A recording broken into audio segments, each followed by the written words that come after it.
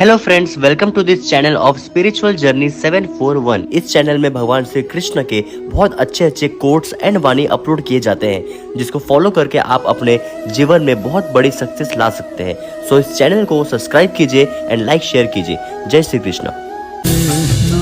वर्षा के कारण बने कीचड़ से होकर आप अपने घर गए। पादुका पहनने के कारण आप उस कीचड़ से तो बच जाते, किंतु उन पादुकाओं द्वारा उड़ने वाली कीचड़ की बूंदें आपके वस्त्रों को मैला कर ही देती।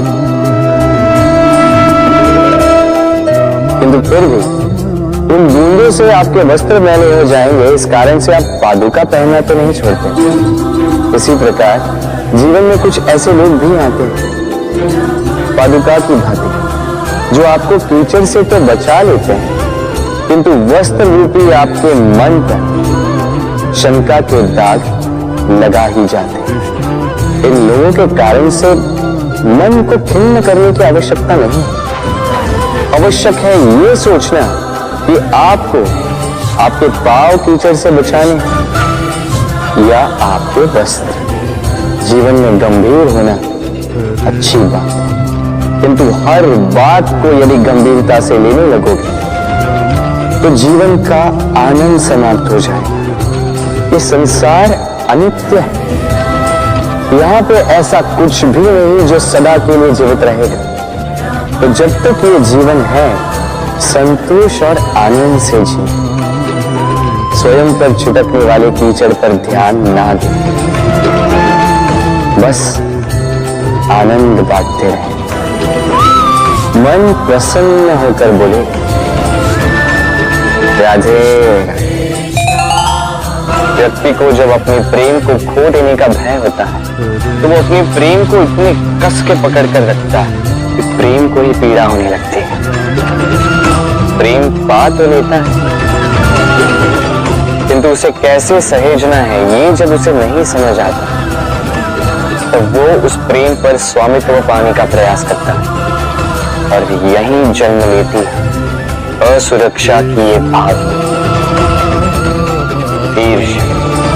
तो एक लंबे वियोग के पश्चात दो प्रेमी एक दूसरे से पुनः मिलते हैं, तो सबसे पहला भाव जो उनके मन में आता है वो ये कि कैसे एक क्षण के लिए भी अपने प्रेमी को स्वयं से दूर न जाने दें, कैसे अपने जीवन का एक एक क्षण अपने प्रेमी के साथ बिता।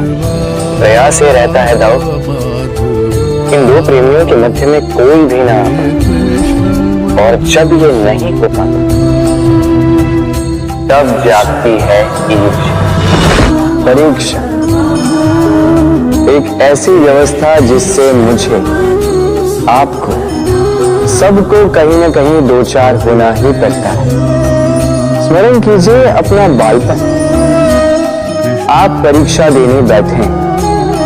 अब कुछ बालक ऐसे होते हैं जो वर्ष भर परिश्रम करते हैं, पढ़ते हैं, मन से परीक्षा देते हैं। कुछ बालक ऐसे होते हैं जो अपने आसपास बैठे बालकों की नकल करते हैं और परीक्षा में उत्तीर्ण भी हो जाते हैं। बुरा लगता है ये सोचकर कि कोई बिना किसी परिश्रम के परीक्षा में उत्तीर्ण कैसे हो सकता है। किंतु स्मरण रखिएगा, जो नकल करते हैं वो परीक्षा में उत्तीर्ण हो सकते हैं, सफल नहीं, क्योंकि वो नकल करते हैं बिना प्रश्न को समझे, बिना उत्तर का तरीका निकाले। यही हमारे साथ भी होता है।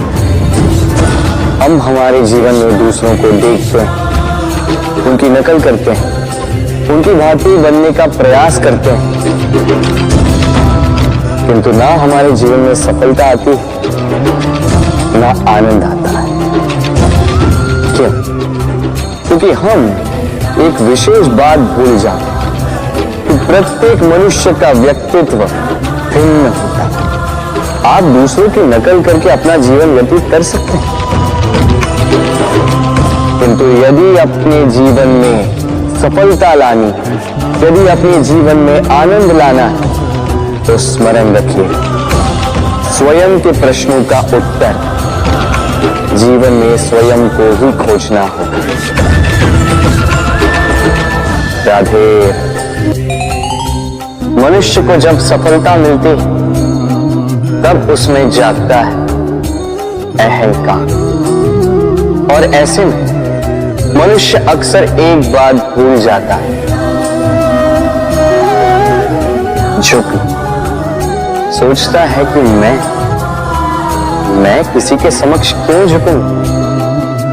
और ऐसा इसलिए होता है क्योंकि मनुष्य एक महत्वपूर्ण बात भूल जाता है। इस संसार में, इस जीवन में उसने जो भी प्राप्त किया है, झुक कर प्राप्त किया। बालपन में चलना सीखा तो इस धरा पर झुककर, गिरकर।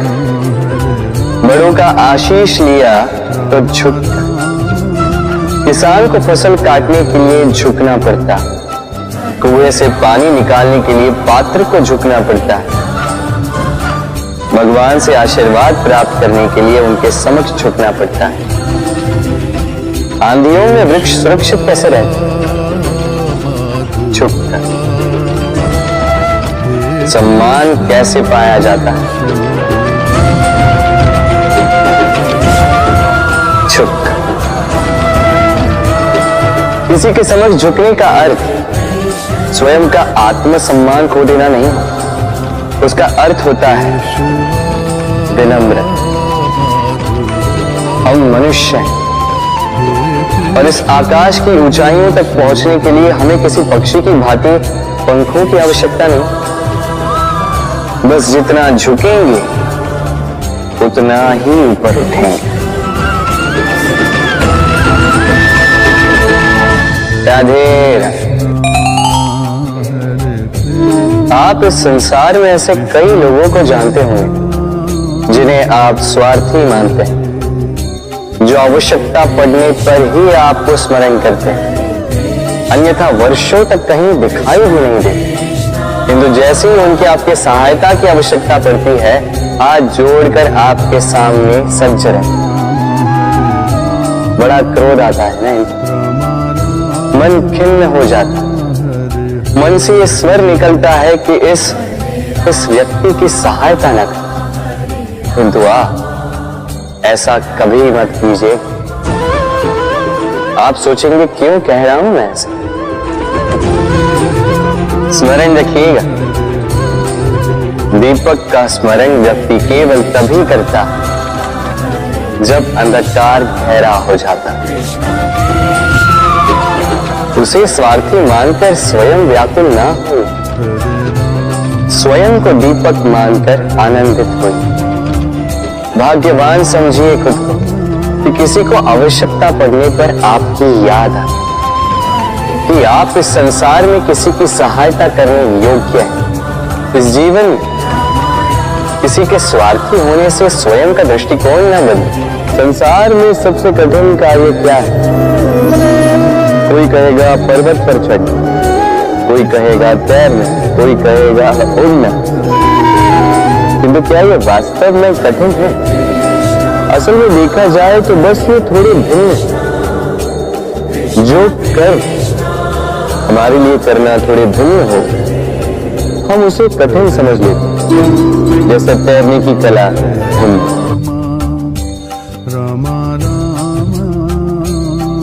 बड़े ही परिश्रम से इसे बनाती है, अपने शरीर के रस से इसे बुनती है।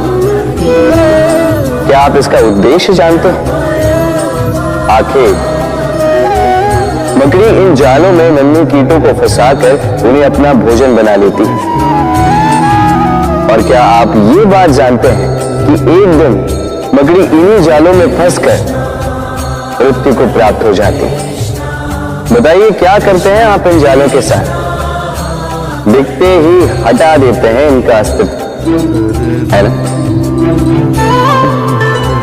दूसरी ओर चिड़िया का घोंसला, चिड़िया भी बड़े परिश्रम से इसे बनाती है।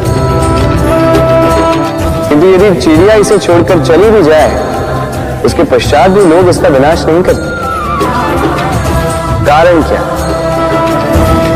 कारण ये है कि इसका निर्माण जीवन के संचयन के लिए किया गया था, आखेट के लिए नहीं। स्मरण रखिएगा,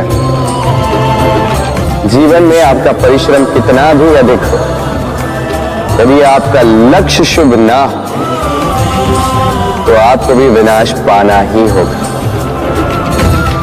तो सृजन करते रहिए और मगन होकर कहें राधे राधे।